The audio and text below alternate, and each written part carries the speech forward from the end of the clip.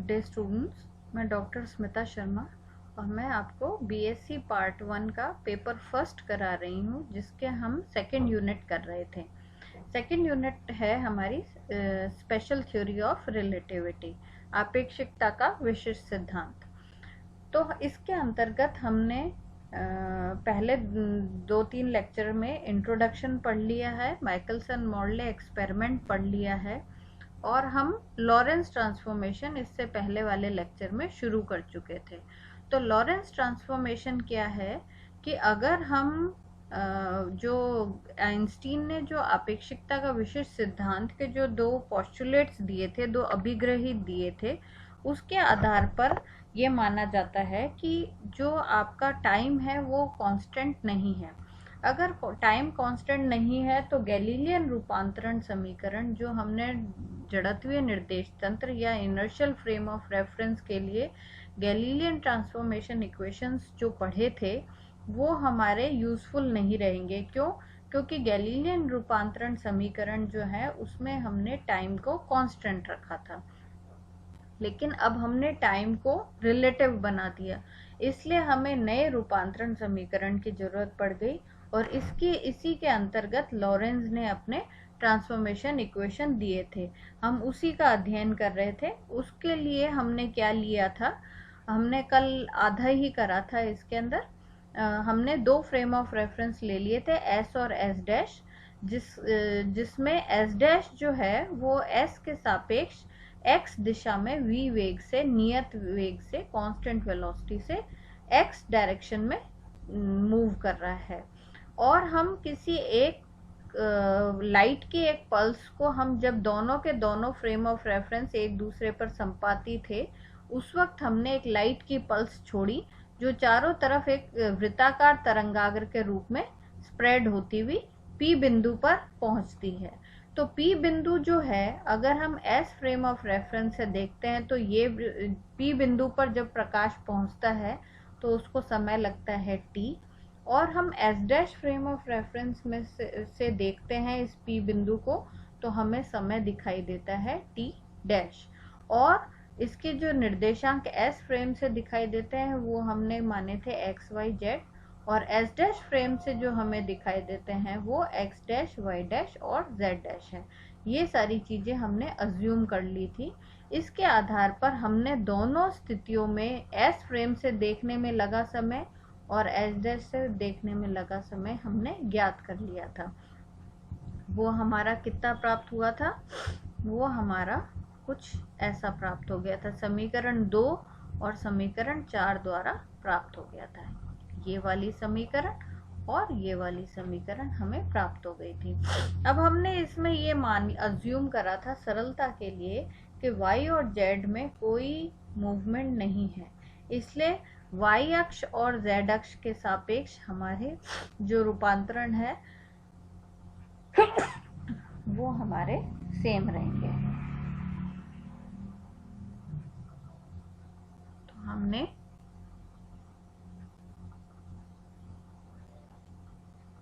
उस चीज को y और y डैश, z और z डैश को हमने बराबर मान लिया। तो हमारे 4 रूपांतरण समीकरण निकलने चाहिए, एक x, एक y के सापेक्ष, एक z के सापेक्ष और एक t के सापेक्ष को अपने हमने 4 कोऑर्डिनेट्स है जो बदलते हुए माने हैं।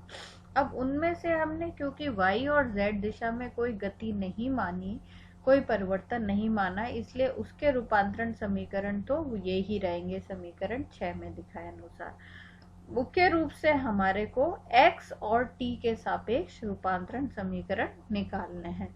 इस संदर्भ में हमने कल क्या मान लिया था, एक तो ये माना था कि अगर हम S और S dash frame of reference दोनों को कंपेयर करते हैं तो एक तो हमें समीकरण प्राप्त होती है x डैश बराबर k x माइनस वी, ये हमने कल विस्तार से समझ ली थी, और दूसरी हमें समीकरण प्राप्त होती है x बराबर k dash x dash plus v t dash. ये 2 समीकरणें हमें प्राप्त हुई थी। अब हमारा मुख्य काम क्या है, हमारा मुख्य काम है ये k और k डैश जो हमने कांस्टेंट माने हैं, ये इनके मान क्या होंगे। तो इनका मान आज हम ज्ञात करेंगे और फिर रूपांतरण समीकरण निकालेंगे। तो सबसे पहले इसको सॉल्व करने के लिए हम क्या करते हैं, समीकरण 9 के अंदर हम समीकरण 8 से x डैश का मान 9 में रख देते हैं। तो देखिए यहाँ रख दिया x बराबर k डैश, x डैश का मान रख दिया k x minus v t plus v t dash. अब इसको थोड़ा सा सिंप्लीफाई करा तो सिंप्लीफाई करने पर हमारे पास ये टर्म आ गई। अब इस टर्म को फर्दर हम सिंप्लीफाई करेंगे। कैसे करा है देखिए, k dash v t dash को तो हम एक तरफ रख दिया और बाकी सभी मानों को दूसरी तरफ ले गए। तो ये हमारा पॉजिटिव हो गया, k dash v T positive हो गया, x इधर भी है इसमें भी है तो x कॉमन ले लिया, और हमारा क्योंकि इस तरफ ले जा रहे हैं तो ये 1 तो पॉजिटिव रहेगा और ये हमारा माइनस का हो गया, 1 माइनस k डैश हो गया। ठीक है, अब हमने क्या करा, k डैश v से पूरे को भाग लगा दिया तो हमारे पास ये समीकरण प्राप्त हो गई। और हमने क्या करा, k को कॉमन ले लिया, k को कॉमन लेके कुछ हमारे को समीकरण 10 प्राप्त हो जाती है। तो समीकरण 10 क्या है, t डैश बराबर k ब्रैकेट के अंदर t plus x by v 1 upon के डैश माइनस 1 ब्रैकेट क्लोज। ये हमने समीकरण 10 निकाल ली जो कि t डैश की है। अब हम क्या कर रहे हैं, समीकरण 7 में समीकरण 8 व 10 से x डैश व t डैश के मान रख दिए। अब आपके पास क्या है, देखो समीकरण 10 में t डैश का मान है और समीकरण 8 के अंदर आपके पास x डैश का मान है। ये दोनों मान 8 नंबर समीकरण और 10 नंबर समीकरण से हम क्या करते हैं, ये जो समीकरण 7 है, 7 कौन सी है, x square minus c square t square बराबर x dash square minus c square T dash square. इसमें एक्स डैश का मान और टी डैश का मान रख देते हैं तो रख दीजिए। हमारे को कुछ ये समीकरण, लेफ्ट हैंड साइड तो ये रह गई, राइट हैंड साइड ऐसी हो गई। अब ये इतनी बड़ी सारी है तो इसको सिंप्लीफाई करना पड़ेगा।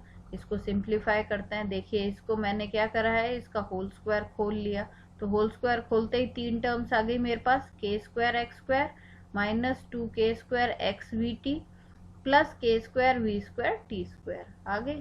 ठीक है, अब इस वाले को मैंने क्या करा, इसका भी होल स्क्वायर खोलना पड़ेगा, लेकिन इसका होल स्क्वायर थोड़ा सा समझदारी से खोला है। देखो कैसे खोला है, इसकी भी 3 टर्म्स बनेगी, पहला सी स्क्वायर के स्क्वायर टी स्क्वायर आ गई पहली, फिर इन दोनों का प्रोडक्ट क्या होगा, minus 2x t c square के स्क्वायर अपॉन वी, और इसको मैंने होल स्क्वायर इसको ऐसे ही लग दिया। इसको मैंने क्या करा, तीसरी टर्म होगी इसका होल स्क्वायर क्या हो जाएगा, माइनस सी स्क्वायर के square x square by v square और 1 अपॉन के डैश माइनस 1 का होल स्क्वायर। इस तरीके से इसको पूरे को मैंने अभी नहीं खोला, जरूरत होगी तो खोलेंगे। ठीक है, तो अब इसको, ये जो हमारी टर्म है ये इतनी बड़ी सारी 6 टर्म्स आ गई, इसमें से हम क्या करते हैं, एक्स स्क्वायर की टर्म्स एक साथ, टी स्क्वायर की एक साथ और 2xt की एक साथ ले लेते हैं। तो एक्स स्क्वायर देखो एक तो इसमें है और दूसरा हमारा इस वाली टर्म में है, तो इन दोनों को हम एक साथ ले लेते हैं। तो एक्स स्क्वायर ले लिया तो यहाँ तो रह गया के स्क्वायर और यहाँ रह गया हमारा माइनस सी स्क्वायर के स्क्वायर अपॉन वी स्क्वायर और ये इसका होल स्क्वायर। ठीक है, दूसरा हमने ले लिया टी स्क्वायर को कॉमन, तो टी स्क्वायर एक तो इधर आया, माइनस सी स्क्वायर के स्क्वायर वो ये रहा, और टी स्क्वायर हमारा यहाँ है, के स्क्वायर वी स्क्वायर ये आ गया। फिर 2xt को लिया तो 2xt, इसमें बच गया माइनस के स्क्वायर वी, माइनस बाहर कॉमन ले रखा है इसलिए प्लस के स्क्वायर वी हो गया, और इसमें से 2xt को कॉमन लिया तो क्या आ गया, सी स्क्वायर के स्क्वायर वी और ये ब्रैकेट की टर्म ये आ गई 2xt कॉमन। तो ये हमारे इस प्रकार से ये इक्वेशन बन गई।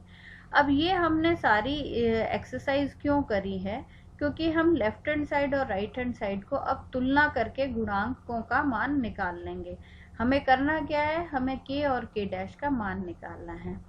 तो ये जो समीकरण है इसमें हम गुणांकों की तुलना करके k और k डैश के मान ज्ञात कर सकते हैं। कैसे? सबसे पहले टी स्क्वायर के गुणांक कंपेयर करो, तो इधर टी स्क्वायर है माइनस सी स्क्वायर और इधर ये इतनी बड़ी सारी टर्म है, दोनों को कंपेयर कर लिया। इसको कंपेयर करके थोड़ा सा सिंप्लीफाई करा हमने, है ना, और हमारे पास के स्क्वायर सी स्क्वायर ये कुछ ऐसे आ गया। कुल मिला के हमारे पास के स्क्वायर का मान 1/1 minus v square c square आ गया। हम इसका के का मान निकाल लेते तो वो अंडर रूट में आ गया, 1/√1 minus v square c square. इसको मैंने गामा मान लिया, ठीक है। अच्छा, अब इस वाली जो समीकरण है इसमें 2xt की दोनों तरफ के गुणांकों की तुलना करेंगे। अब राइट हैंड साइड में तो 2xt का ये मान है, लेकिन लेफ्ट हैंड साइड में तो है ही नहीं 2xt, तो इधर 0 हो जाएगा और इधर ये मान हो जाएगा। तो ये देखो, इधर 0 ले लिया और इधर ये मान ले लिया। इसको भी फर्दर सिंप्लीफाई करा।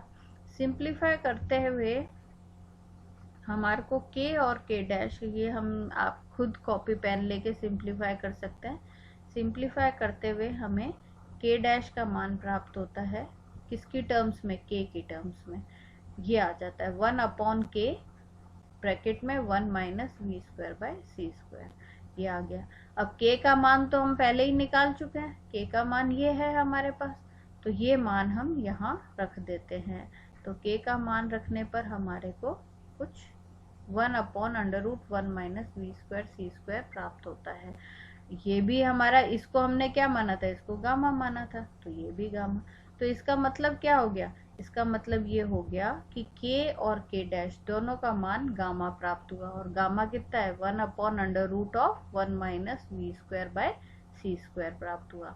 अब ये जो मान हमें k और k डैश के प्राप्त हुए हैं, ये हम हमारी x डैश की और t डैश की समीकरण में रखेंगे। तो x डैश की समीकरण क्या है? x डैश की समीकरण ये है, x डैश बराबर kx माइनस वी टी, और t डैश की समीकरण क्या है? t डैश की समीकरण ये है।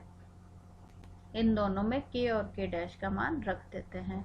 तो देखो आपके पास क्या आ जाएगा? x डैश बराबर gamma x minus v T, या इस रूप में लिख सकते हैं। x डैश तो ये हो गया, और t डैश का मान अगर हम रखेंगे तो t डैश का मान कुछ ऐसे प्राप्त होगा। इसको हमें थोड़ा सा सिंप्लीफाई करेंगे।